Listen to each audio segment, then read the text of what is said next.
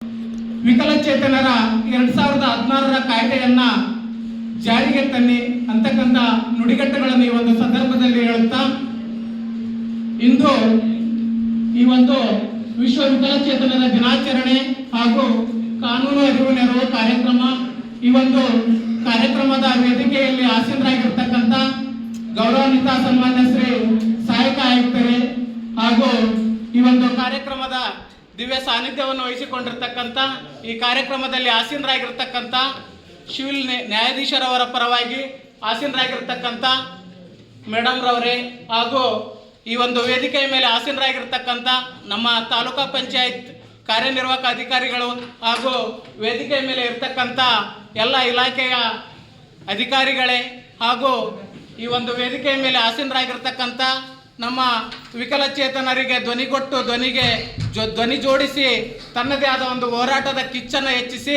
ಇವತ್ತು ರಾಜ್ಯ ಮಟ್ಟದಲ್ಲಿ ವಿಕಲಚೇತನರ ಕ್ಷೇತ್ರದಲ್ಲಿ ವಿಕಲಚೇತನರ ಪ್ರಶಸ್ತಿಗೆ ಭಾಜನರಾಗಿರ್ತಕ್ಕಂಥ ನಿಮ್ಮೆಲ್ಲರ ವಿಕಲಚೇತನರ ಆಶಾಕಿರಣರಾದಂಥ ಸನ್ಮಾನ್ಯ ಶ್ರೀ ಸುರೇಶ್ ಪಿ ಭಂಡಾರಿ ಅವರೇ ಹಾಗೂ ಈ ಒಂದು ಕಾರ್ಯಕ್ರಮದಲ್ಲಿ ಭಾಗಿಯಾಗಿರ್ತಕ್ಕಂಥ ಎಲ್ಲ ಪತ್ರಕರ್ತ ಮಿತ್ರರೇ ಹಾಗೂ ಈ ಒಂದು ಕಾರ್ಯಕ್ರಮದ ಮುಖ್ಯ ಕೇಂದ್ರ ಬಿಂದುಗಳಾಗಿರ್ತಕ್ಕಂಥ ಎಲ್ಲ ನಮ್ಮ VRWs, MRWs, URWs ಕಾರ್ಯಕರ್ತರೇ ಹಾಗೂ ಈ ಒಂದು ಕಾರ್ಯಕ್ರಮದಲ್ಲಿ ಉದ್ಯೋಗ ಮೇಳಕ್ಕಾಗಿ ಆಗಮಿಸಿರ್ತಕ್ಕಂಥ ಎಲ್ಲ ನನ್ನ ವಿಕಲಚೇತನ ಸಹೋದರ ಸಹೋದರಿಯರೇ ಹಾಗೂ ಪಾಲಕ ಪೋಷಕರೇ, ಏನು ಈ ಒಂದು ಕಾರ್ಯಕ್ರಮ ಇವತ್ತು ಇದೆ ಅಂತ ಹೇಳಿ ಎಲ್ರಿಗೂ ಒಂದು ಕುತೂಹಲ. ಯಾಕೆ ಈ ಒಂದು ಕಾನೂನು ಅರಿವು ನೆರವು ಕಾರ್ಯಕ್ರಮ ನಮ್ಮ ವಿಕಲಚೇತನರಿಗೆ ಬೇಕಾ ಬೇಡವಾ ಅಂತಕ್ಕಂಥ ಒಂದು ಮಹದಾಶೆ ಇದೆ. ಇವತ್ತು ನಮ್ಮ ಕುಟುಂಬದಲ್ಲಿ ಇವತ್ತು ನಾವು ಎಲ್ಲ ವಿಕಲಚೇತನರು ಇದ್ದೇವೆ ಅಂತೇಳಿ ನಮ್ಮ ತಂದೆ ತಾಯಂದಿರಿರ್ಬೋದು, ಅಣ್ಣ ತಮ್ಮಂದಿರಿರಬಹುದು, ಇವರು ವಿಕಲತೆ ಇದೆ, ಇವರನ್ನು ಮದುವೆ ಮಾಡಿಕೊಡದೆ ಅವರಿಗೆ ಮದುವೆ ಮಾಡಿಕೊಟ್ರೆ ಅವರ ಒಂದು ಪಾಲಾದ ಆಸ್ತಿ ಬೇರೆಯವರಿಗೆ ಹೋಗುತ್ತೆ ಅಂತಕ್ಕಂಥ ಒಂದು ದೃಷ್ಟಿಯಿಂದ ಇವತ್ತು ನಮ್ಮ ವಿಕಲಚೇತನರಿಗೆ ಒಂದು ಆಸ್ತಿಯಲ್ಲಿ ಪಾಲು ಕೊಡ್ತಾ ಇಲ್ಲ. ಅಂಥ ಒಂದು ಪ್ರಕರಣಗಳು ಕೂಡ ಸಾಕಷ್ಟು ಇವೆ. ಹೀಗಾಗಿ ವಿಕಲಚೇತನರು ನಾನಾ ಕಷ್ಟಗಳನ್ನು ಅನುಭವಿಸ್ತಾ ಇದ್ದಾರೆ. ಹಾಗೆಯೇ ಒಂದು ಏನು 2016ರ ಕಾಯ್ದೆ ಪ್ರಕಾರ ವಿಕಲಚೇತನರಿಗೆ ಏನೆಲ್ಲ ಸೌಲಭ್ಯಗಳನ್ನು ಒಂದು ಸರ್ಕಾರ ಇರ್ಬೋದು, ಸರ್ಕಾರದ ಅಧಿಕಾರಿಗಳಿರ್ಬೋದು, ಆ ಒಂದು ಯೋಜನೆಗಳನ್ನು ಸಮರ್ಪಕವಾಗಿ ಬಳಕೆ ಮಾಡುವಲ್ಲಿ ಆ ಒಂದು 2016ರ ಕಾನೂನಲ್ಲಿ ಒಂದು ಸಮರ್ಪಕ ಒಂದು ಮಾಹಿತಿ ಇದೆ. ಆದರೂ ಕೂಡ ಆ ಒಂದು 2016ರ ಕಾಯ್ದೆ ಬರೀ ಆ್ಯಕ್ಟಾಗೆ ಒಂದು ಅಲ್ಲೇ ಇದೆ ಅಂತಕ್ಕಂಥ ಒಂದು ನನ್ನ ಭಾವನೆ. ಇವತ್ತು ನಮ್ಮ RPD ಮೂಲಕ ನಮ್ಮ ಸುರೇಶ್ ಪಿ ಭಂಡಾರಿ ಅವರು ಇವತ್ತು ರಾಜ್ಯಾದ್ಯಂತ ಸಂಚರಿಸಿ ಆ ಒಂದು 2016ರಲ್ಲಿ ನಮ್ಮ ವಿಕಲಚೇತನರ ಬಗ್ಗೆ ಏನೆಲ್ಲ ಕಾಯ್ದೆ ಕಾನೂನುಗಳಿವೆ, ಅದು ಒಂದು ಯೋಜನೆಗಳಿರ್ಬೋದು, ಇಲಾಖಾ ಸೌಲಭ್ಯಗಳಿರ್ಬೋದು, ಅವೆಲ್ಲವುಗಳನ್ನು ನಾವು ಯಾವ ರೀತಿ ಪಡೆದುಕೊಳ್ಬೇಕು, ಒಂದು ವೇಳೆ ಆ ಒಂದು ಯೋಜನೆಗಳಿಂದ ನಮ್ಮ ವಿಕಲಚೇತನರಿಗೆ ಅನ್ಯಾಯ ಆದರೆ ಆ ಒಂದು ವಿಕಲಚೇತನರಿಗೆ ಸಂಬಂಧಪಟ್ಟ ಅನುದಾನ ಖರ್ಚು ಮಾಡದೆ ಒಂದು ತಪ್ಪೆಸಗಿದರೆ ಅಲ್ಲಿಯೂ ಕೂಡ ಅಧಿಕಾರಿಗಳು ಮತ್ತು ಆ ಒಂದು ಅನುದಾನದ ವ್ಯಾಪ್ತಿಗೆ ಯಾರು ಬರ್ತಾರೆ ಅವರ ಮೇಲೆ ಕೂಡ ನಾವು ಒಂದು ಮೊಕದ್ದಮೆ ಹೂಡ್ತಕ್ಕಂಥ ಒಂದು ಯೋಜನೆ ಜಾರಿಯಲ್ಲಿದೆ. ಇದು ಯಾವುದನ್ನು ನಾವು ಅರ್ಥ ಮಾಡಿಕೊಳ್ಳುತ್ತಿಲ್ಲ. ವಿಕಲಚೇತನರು ಕೇವಲ ಒಂದು ಬಸ್ ಪಾಸ್ ಮತ್ತು ಮಾಸಾಸನಕ್ಕೆ ಮಾತ್ರ ಸೀಮಿತರಾಗಿದ್ದೀವಿ. ಇವತ್ತು ಎಷ್ಟೊಂದು ಬಜೆಟ್ ಇದೆ, ಸುಮಾರು ಇಲಾಖೆಗಳಲ್ಲಿ ನಮ್ಮ ವಿಕಲಚೇತನರ ಅನುದಾನ ಹೆಚ್ಚು ಇದೆ. ಅದನ್ನು ನಾವು ಯಾವ ರೀತಿ ಪಡೆದುಕೊಳ್ಬೇಕು, ಅದನ್ನು ಪಡೆದುಕೊಳ್ಬೇಕಪ್ಪ ಅಂತಂದರೆ ನಾವು ಅಧಿಕಾರಿಗಳ ಗಮನವನ್ನು ಯಾವ ರೀತಿ ತಂದುಕೊಳ್ಬೇಕು. ಕೇವಲ ನಾವು ಒಬ್ಬಿಬ್ಬರು ಹೋಗಿ ಅಲ್ಲಿ ನಾವು ಹೋರಾಟ ಮಾಡಿದ್ರೆ ಸಾಲದು. ನಾವು ಸಂಘಟಿತರಾದಾಗ ಮಾತ್ರ ಅಂಥ ಒಂದು ಯೋಜನೆಗಳನ್ನು ಪಡೆದುಕೊಳ್ಳಿಕ್ಕೆ ಸಾಧ್ಯ.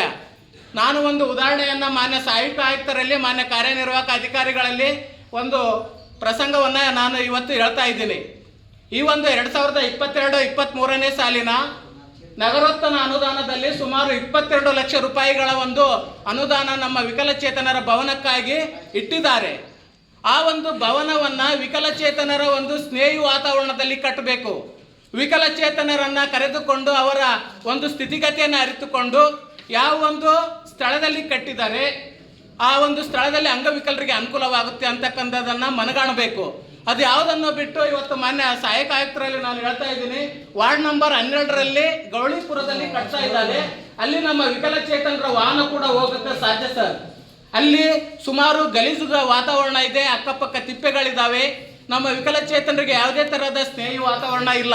ಅಲ್ಲಿ ನಮ್ಮ 22 ಲಕ್ಷ ರೂಪಾಯಿದ ವೆಚ್ಚಕ್ಕಾಗಿ ಆ ಭವನವನ್ನು ನಿರ್ಮಾಣ ಮಾಡ್ತಾ ಇದ್ದಾರೆ. ಈ ಕುರಿತು ನಾವು ಮಾನ್ಯ ಪುರಸಭೆ ಅಧಿಕಾರಿಗಳಿಗೆ ಕೇಳಿದ್ರೆ ಇದು ನಮ್ಮ ಕೈಯಲ್ಲಿಲ್ಲ, ಇದು DC ಅವರು ಅಪ್ರೂವ್ ಮಾಡಿದ್ದಾರೆ, ಅವ್ರ ಮೂಲ ಅಲ್ಲಿ ಕೇಳಿ ಅಂತಕ್ಕಂಥ ಒಂದು ಉಡಾಫೆ ಉತ್ತರ ಹೇಳ್ತಾ ಇದ್ದಾರೆ. ಹಾಗಾದರೆ ನಮಗೆ ಬಂದಂಥ ಒಂದು ವಿಕಲಚೇತನರ ಅನುದಾನ ನಮ್ಮ ವಿಕಲಚೇತನರ ಸ್ನೇಹಿ ವಾತಾವರಣಕ್ಕಾಗಿ ವಿಕಲಚೇತನರು ಯಾವ ರೀತಿ ಅಲ್ಲಿ ಕುಳಿತುಕೊಂಡು ಹೋಗಬೇಕು ಅಂತಕ್ಕಂಥದ್ದನ್ನು ಮೊದಲು ಮನಗಂಡು ಅಲ್ಲಿ ಆ ಒಂದು ಭವನ ನಿರ್ಮಾಣ ಆಗಬೇಕಾಗಿತ್ತು. ಮಾನ್ಯ ಪುರಸಭೆ ಅಧಿಕಾರಿಯವರಲ್ಲಿ ನಾನು ಮಾತಾಡಿದ್ವಿ, ನಮ್ಮ ಟೀಮ್ನವರು ಹೋಗಿ ಆಯಿತು ನೀವು DC ಅವರಿಗೆ ಒಂದು ಲೆಟರ್ ಕೊಡಿ, ಮಾನ್ಯ ಸಹಾಯಕ ಆಯುಕ್ತರಿಗೆ ಗಮನಕ್ಕೆ ತನ್ನಿ, ಅದನ್ನು ಈ ಕೂಡಲೇ ನಾನು ಆ ಒಂದು ಕಟ್ಟಡ ಈಗಾಗಲೇ ನಿಂಟಲ್ವರೆಗೂ ಬಂದಿದೆ, ಅದನ್ನು ಸ್ಟಾಪ್ ಮಾಡ್ತೀನಿ ಅಂತ ಹೇಳಿದ್ದಾರೆ. ಹಾಗಾಗಿ ಇಂಥ ಒಂದು ನಮ್ಮ ವಿಕಲಚೇತನರಿಗೆ ಸಂಬಂಧಪಟ್ಟಂತೆ ವಿಕಲಚೇತನರ ಸ್ನೇಹಿ ವಾತಾವರಣವನ್ನು ನಿರ್ಮಾಣ ಮಾಡಲಿಕ್ಕೆ ತಾವುಗಳು ಕೂಡ ಮುಂದೆ ಬರಬೇಕು.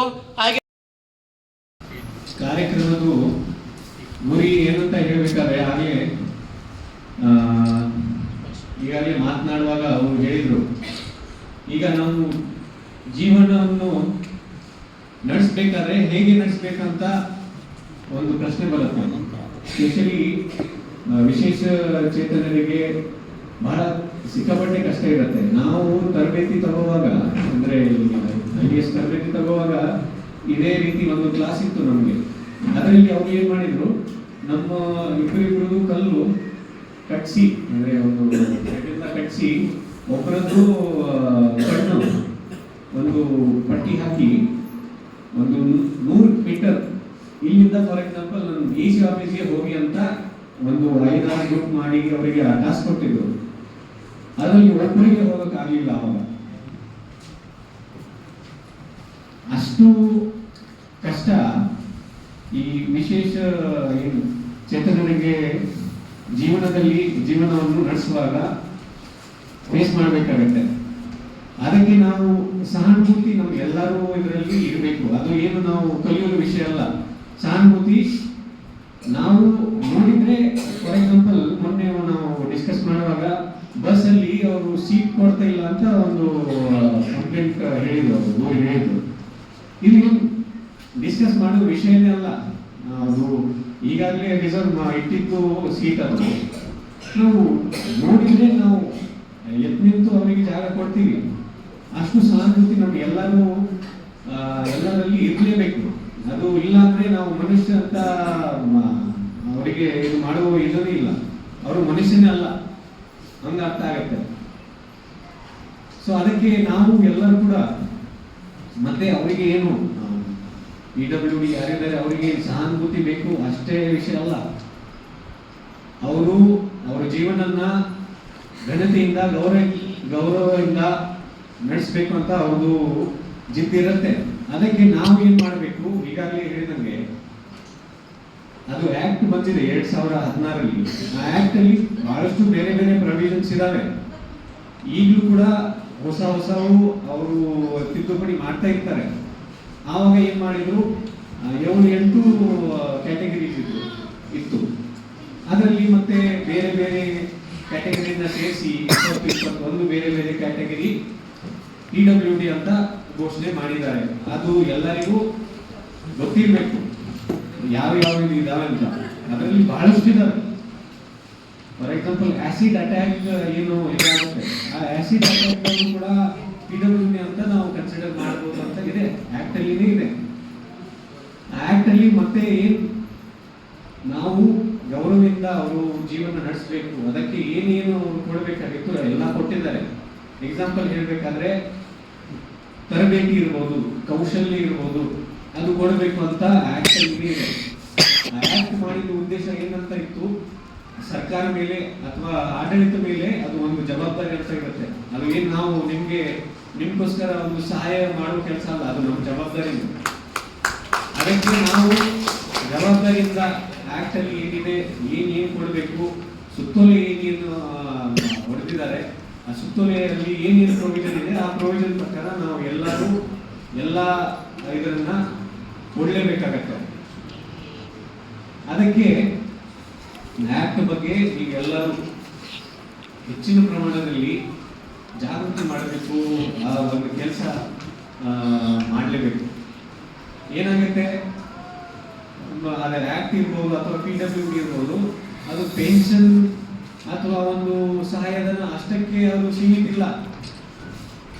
ಅದರಲ್ಲಿ ಬಹಳಷ್ಟು ಪ್ರೊವಿಷನ್ಸ್ ಇದಾವೆ. ಇವತ್ತು ಒಂದು NGO ಮುಂದೆ ಬಂದಿದ್ದಾರೆ, ಅವರು ಕೂಡ ಈಗ ಅವ್ರ ಬಗ್ಗೆ ಎಲ್ಲ ಮಾಹಿತಿ ಕೊಡ್ತಾರೆ. BPO ಇರ್ಬೋದು ಅಥವಾ ಬೇರೆ ಬೇರೆ ಅಂಗಡಿಗಳು ಇರ್ಬೋದು, ಅದು ಮಾಡಿ ಅವರು ಗೌರವ ಅಥವಾ ಘನತೆಯಿಂದ ಅವರು ಜೀವನ ನಡೆಸಬೇಕಾದ್ರೆ ಅವರು ಸಮರ್ಥಿದ್ದಾರೆ. ಅವರಿಗೆ ಏನು ಸಹಾಯ ಏನು ಬೇಕಾಗಲ್ಲ, ಅವರಿಗೆ ನಾವು ಅವಕಾಶ ಕೊಟ್ಟರೆ ಅವರು ಎಲ್ಲ ಅವ್ರ ಜೀವನ ನಡೆಸ್ಬೋದು ಅಂತ ಅಷ್ಟು ಜಿದ್ದು ಅವ್ರ ಕಡೆ ಇರುತ್ತೆ.